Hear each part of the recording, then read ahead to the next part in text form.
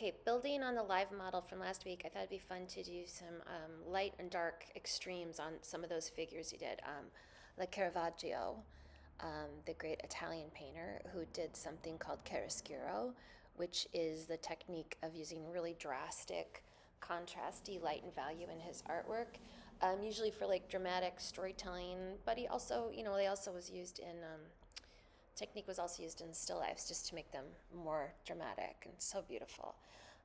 Goya was another person who used this kind of extreme light and dark in his work. I will say with both Goya and Caravaggio, I don't know where chiaroscuro ends and another form called tenebrism starts. So chiaroscuro is more like this, where there's dramatic shifts of light and value on the objects, right? Very dramatic lines. Tenebrism is more like there's one light source, a very, very, almost like a spotlight is on a part of the painting, and everything else is enveloped in darkness. So for me, it's a fine line. For art historians, I'm sure it's not. And as a painter, I don't know. You do your best. So this is an example of it. This is more kind of showing how it's almost as if a spotlight is shining on them. Everything else is really falling into the darkness. So I thought it'd be really fun to take one of your live model drawings and use that as a basis for something like this, something dramatic. Another form of light and shadow is sfumato, which is the Italian word. I think it's smoke or smoked, but it's kind of this idea that instead of drastic contrast like we've seen in the other ones, the light and dark gets there very gradually, very softly. The idea is that there's no distinction in the mark making between the light and the dark. So in that way, it's the polar opposite of pointillism, and pointillism has distinct marks light and dark next to each other. So sfumato is the complete opposite, wherever you've softened all of the differentiation. A few painters I love who are working in this kind of, chiaroscuro kind of world is Danielle McKinney. Obviously, when she's working on her nocturne subjects, they're lit so incredibly mysteriously, beautifully. So she's dealing very much in this realm. Danielle Orchard is too, in a more nuanced way. She's not as drastic, but you will see like the light and dark can be sometimes really dramatic on the face. So when you go to working on your own figure work, it's something to think about, that you don't have to be as drastic as Caravaggio. So I'm going to use this, is it Titan? This one has been a hard one with me pronunciation-wise. Seriously, I kept going back to check on it. But here's some things we could do.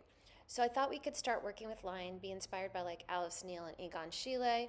We could maybe just get started to loosen up with some strong line work and just really get that blue, typical Alice Neel kind of blue line to establish. So I thought what we could do is you could pull out a sketch if you have one you like from the live model, or a book, or like I did, a famous artwork, and then you can or you could pose yourself, whatever, and you could do a quick sketch, and then we could start using the same image, the same model, the same pose to try these different approaches to doing it. I thought to loosen up, we'll just do a quick little Alice Neel, and that will allow us to just kind of think of the form before we start delving into light and shadow of it.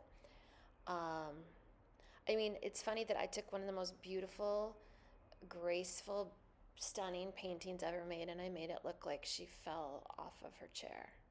That's what I'm just realizing.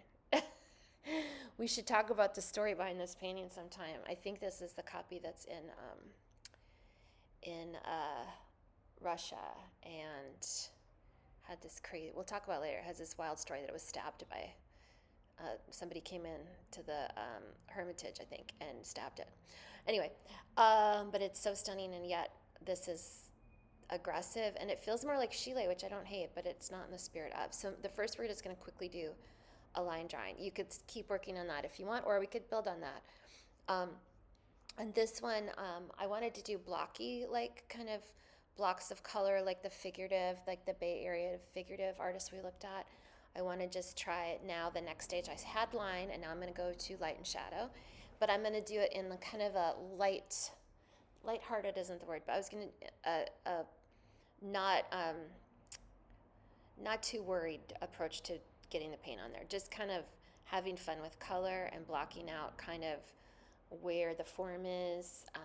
And again, it's just an embarrassment to that source material I'm using, but I don't care because I like it. But it's definitely not something, he would be appalled by this. So yeah, so this is the second one. Again, if you want to just do one, if you're really excited to do chiaroscuro and you just want to start there, that's great. I require myself a little warm up for figures because it can be a challenge. So then this one's gonna be kind of blocks of color. You could experiment with light and shadow here at this stage, or just still color. And again, I'm just kind of now looking at treating it like one of those figurative Bay Area Figurative Painters, where they kind of, it's definitely a story of light and shadow, and that's what they're looking at, but it is in a loose application of kind of planes of color. So this is what I'm trying in this one, and it was very fun and very loose. And I didn't hate the final product. You know, there's some unalignments that happen in the end, but yeah, and so this is kind of the second one. And again, what we're thinking about here is how we can approach so many subjects in so many ways, and exercises can explore so many different aspects. So there's so many ways to approach what we did last week, to take that last week. So a live model could just serve as practice to look at the human figure and to do like line work and to work on proportion.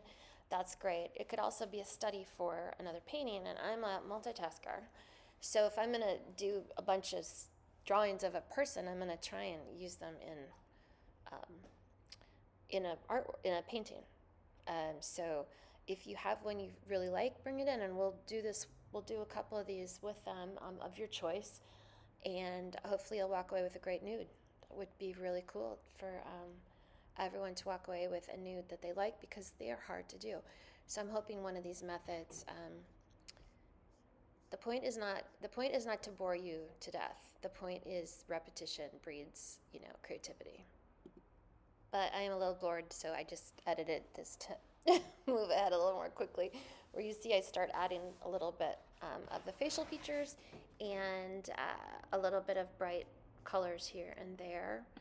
I'm going to fast forward again. So yeah, and so kind of just wound up being this simple nude. I can imagine I could have kept going on it, and definitely the arm on the left side of the page is not right, and her face is not right, but I went back to it later, and it still is not right, but I could go back to it again. So let's do now a little chiaroscuro, and I'm sure someone in the comments is going to say I'm pronouncing that wrong, and I believe you. Please feel free to tell me how you actually pronounce it. I tried a couple of sites, and I wound up with the one that sounded most Italian. Okay, so for this, you're going to start darkening everything. You're going to darken the background, but really, more importantly, you're going to start darkening the shadows on the body. And I didn't film that, so I'm going to jump right to what it looked like at the end. See? I went in and darkened it a lot. But it's not completely spotlit like it would be in the Tenebrism. So now we're going to try that. And I went back actually to that same figure, and I darkened everything. I darkened the background, I darkened the figure, and I pretended a spotlight was hitting my model's face. Just the face. So I realized I had the knees too light, so I kept going back in and having to lower the value of a lot of the things that normally in chiaroscuro would be lighter, because light would be hitting it. So this was my final product of the Tenebrism. I'm going to figure that out. Again, so we're going to have fun tonight. Bring your figures in. Bring a live model sketch in. Bye.